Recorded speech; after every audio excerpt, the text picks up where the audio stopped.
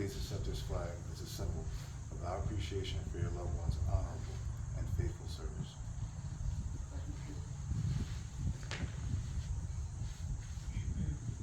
In this bag, they're required to service today. They represent duty, honor, and country. On behalf of the cemetery, I present them to you with our deepest sympathy. I'm very sorry for your loss. Celebrating the life of Lester Morrell Kearney, November 10th, 1946 to September 4th, 2022.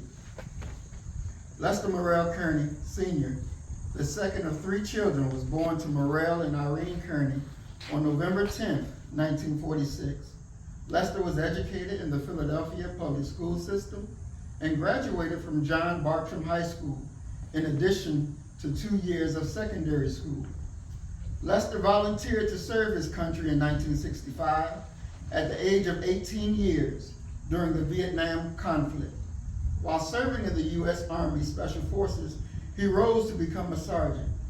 He earned 2 Bronze Stars, a Republic of Vietnam Campaign Medal, National Defense Service Medal, a Combat Infantry Badge, a Parachutist Badge, and a Purple Heart before his honorable discharge in the Army in 1971. Master Kearney, before becoming a martial artist, was recognized and respected heavyweight boxer that was one of Joe Frazier's sparring partners. His martial entitlements were the lead martial certifier of the Institute of Certified Martial Artists, head master of the 8th degree black belt Surin-Ju Rei, Mongolian Kempo, 4th degree black belt Yambusha Rei Jiu-Jitsu, 2nd degree black belt Combative Hekimbo. Master Kearney was the team leader of the famous Philly Fighting Club and became 3rd place world champion at the first international full contact MMA event at Madison Square Garden, New York City. He also served as lead instructor of the Tactical Combative Training at the famed Blackstone Executive Protection Center. Lester also had an article in the Time magazine. Lester Morrell Kearney Sr.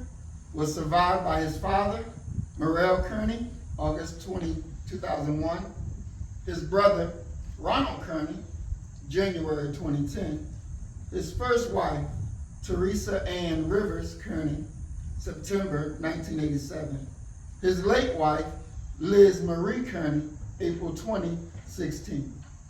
Lester leaves behind to mourn his 99-year-old mother, Irene Kearney, his sister, Irene Bryce, and brother-in-law, James Bryce, his 5 sons, Terrence Hayward, Lester Morrell Kearney Jr., Rashad J. Kearney Sr., Raheem Morrell Kearney, and Morrell Kearney, his 2 daughters-in-law, Monica Johnson Kearney and Lee Barrows Kearney, along with 2 special nephews, James Jr.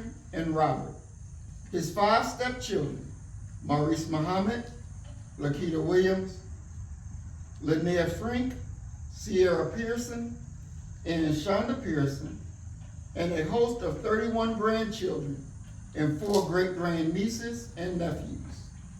Submitted with love, the family. And I just want to say briefly what Pop meant to me. I'm honored to take the time out to be able to bear witness to a man that came into my life as a little boy. I remember the first day that I met him. My mom told me to come on over. This is Lester. Say hi. And I was like, hi, how you doing? He said, man, I'm doing good. Gave me a handshake and pulled me in. And I was like, this your car? Yeah, it's my car. We was looking at it. We go for a ride? Yeah, we go for a ride. And I was so amazed that this VW was the first one I ever saw where the trunk was in the front and the engine was in the back. But he took time out with me to make me to know that I'm important, to make me to know that I can accomplish anything that I will. He taught me things in life to be a man, how to be a father, how to be a protector, how to be all that you should be. I remember times when he was a bodyguard and he had to bust somebody in the mouth and their teeth mark was in his hand. And he come home and he showed me. You see that right there? Everything there's a price for. And if you want it, you got to be able to pay it. There's nothing free. He was the first person to put $1,000 in my hand. As a little boy, he said to me, don't let nobody ever tell you you never had $1,000. And I was like, wow, $1,000. That's a lot of money then. Still a lot of money today. But he's showing me where you can get to, but you got to be committed. You can't violate principles of life. I remember coming home one day a little upset because the other children in school didn't like me. And he was like, why are you angry? Why are you sad? What are you mad for? Because they don't like me. He said, so what? You don't need to worry about whether somebody likes you or not. Are they keeping their responsibility to you? That's what you better worry about. Don't let nobody take advantage of you. Make sure you stand up for yourself and proclaim who you are and make them respect you. He was preparing me to be a man in America. Not just any man, but a black man in America. Where you're not seen or treated as equal. But yet you got to live and survive. He wanted to make me hard. He wanted me to understand service. Understand honor. And what it is to be a man like him. When I joined the military, and we were in basic training, and we were fighting with Pugo sticks. And I ain't never did that before. And I was fighting this white boy from Iowa. And the drill sergeant said, go. And I go out there with the stick and he pow, pow. I'm like, oh, whoa, this is getting real. And I couldn't figure out how to fight with the stick. But what Pop told me, if you going the way that they say go and it don't work for you, figure out a different way to go and you make it happen. You don't make us look bad. So as I turn around, I dropped that stick and I charged him and took him to the ground and I whooped his butt. Now it wasn't the rules, but my father told me, figure it out and make it happen. Overcome obstacles because they're there to be overcome. That shows who you are. That shows what we're made of. Service, honor, duty. They're not punchlines. They're real words that he lived. He volunteered to go to an armed conflict where other people were running to Canada. He chose to go. And not just go to be a Millie Mouse, but to go to conquer. And to come back and be able to tell his story. When I was in air assault training, and I was going up against some Rangers. And I remember him telling me I used to eat Rangers for brunch.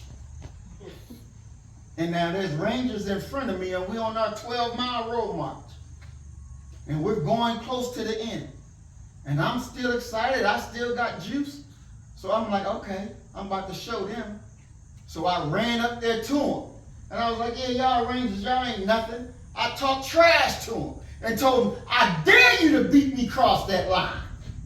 Oh, yeah, we're going to do it, we're going to do it. I took off and they couldn't even catch me. By the time they crossed the line, I said, I told you, y'all ain't nothing. Y'all ain't real. Because my father was special forces. So he told me what the real deal is. And now I have done beaten you. We have to be able to overcome obstacles. We have to be able to look at the challenges and face it head on. Pop lived a life of honor. Pop lived a beautiful life. And I thank you for giving me that foundation that allows me to be the man who I am today and the man who I'm becoming. Thank you for loving me. Thank you for being there for me. Thank you for fathering me. And the last thing I'm going to say, and I meant to tell him this, my biological father, we were on the phone talking one day. And he was telling me how people was congratulating him for the work that I've done. And he was talking very proud, and I stopped him. I said, but you can't take credit for what you know you didn't do. You didn't make me. Lester made me. You can't rob this man of his credit that he put in me, because you wasn't there for me. He was there. Every step of the way, he was there, guiding me, protecting me. All honor, glory goes to my Father. It's so kind of you to be here. And like I told my son, one thing about him, Lester was but any progress in the process, he was so I'm feeling that. oh, you're feeling, but if you be down south, if you hear Lester in the rehab or the hospital,